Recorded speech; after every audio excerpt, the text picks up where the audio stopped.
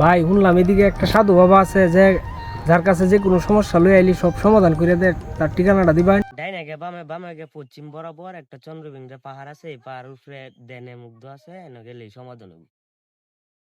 ঠিক আছে ভাই, আপনি অনেক বড় উপকার করলেন। ঠিক আছে। কই যে পাই কুজিয়া,